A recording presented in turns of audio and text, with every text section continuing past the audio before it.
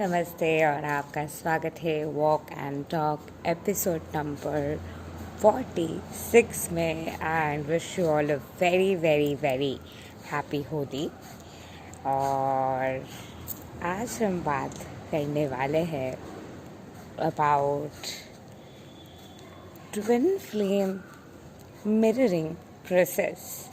नमस्ते, मैं हूँ Chirashree. I am quantum integration therapist specialized in वाक intelligence expansion, a Krishna consciousness yogi, a spiritual teacher, author. I have multiple courses.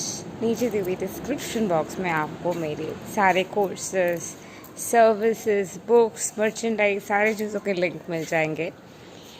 So twin flame में जो ये mirroring होते हैं, ये मिररिंग एग्जैक्टली किस तरीके की होते हैं?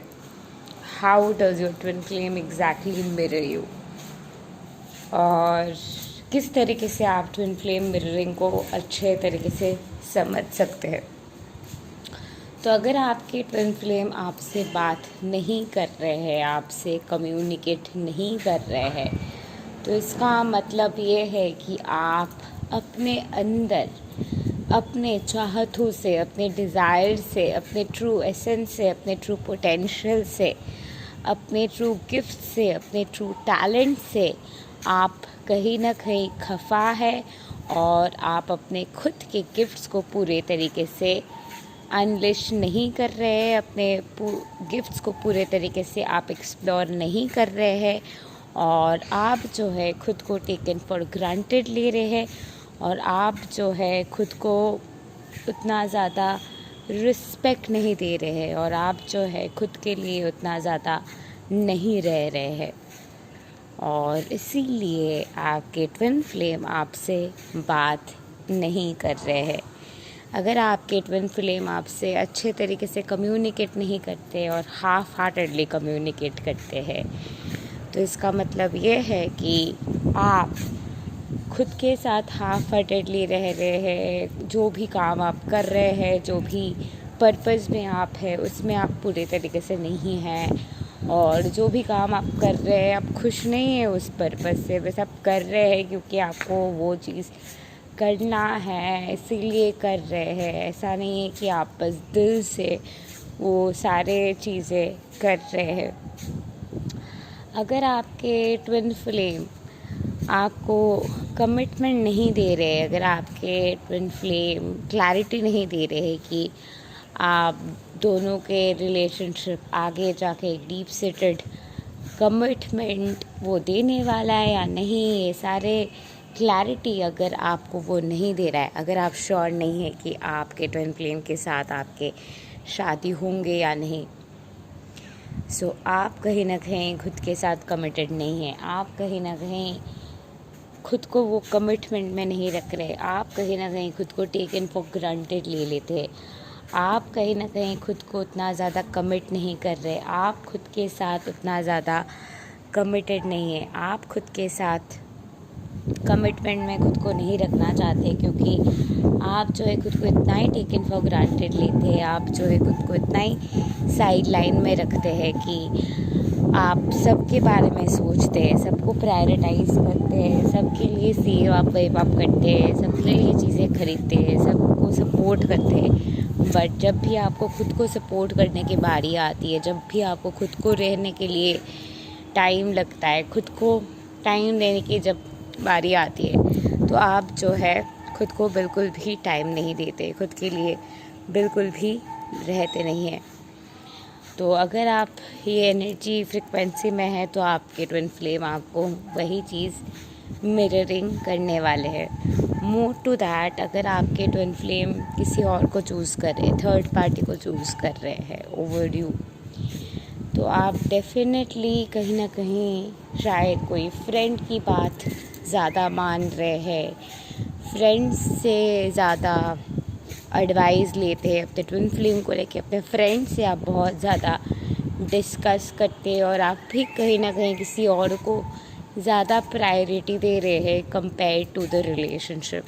या फिर आप खुद के कोई पास के रिलेशनशिप हुए हैं जिससे आप पूरे तरीके से मूव ऑन नहीं कर पाए हैं, और कहीं ना कहीं वो सारे चीज़ों की वजह से आप स्टक अप रहते हो और उतना ज़्यादा अपने ट्विन फ्लेम के बारे में सोच नहीं पाते हैं। और अगर ये वाली एनर्जी आप अपने ट्विन फ्लेम को दे रहे हैं तो हो सकता है कि आपके ट्विन फ्लेम किसी और को भाव दे रहा है, किसी और को टेंशन दे रहा है, बाकियों के लिए रह रहे हैं, आपके लिए नहीं रह रहे, क्योंकि आप डीप डाउन उनके लिए नहीं रह रहे हैं।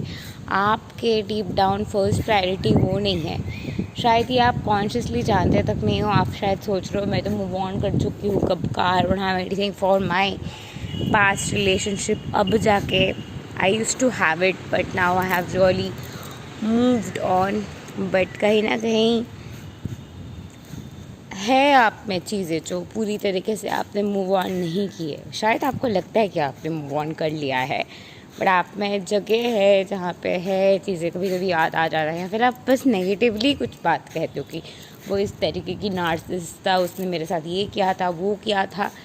ये जो अटेंशन आप किसी और पार्टनर को दे रहे हो, वो जो थोड़ा सा अटेंशन भी आप दे रहे हो, उसमें जो अटेंशन की डिवीज़न हो रही है, वही जगह पे आपके ट्विन फ्लेम भी आपको मिरर कर सकते हैं, किसी और को अटेंशन देते हुए, किसी और के बात ज़्यादा मानते हुए, किसी और फ्रेंड की बात ज़्यादा मानते हुए, आपको इग्नोर करते हुए हो सकता है।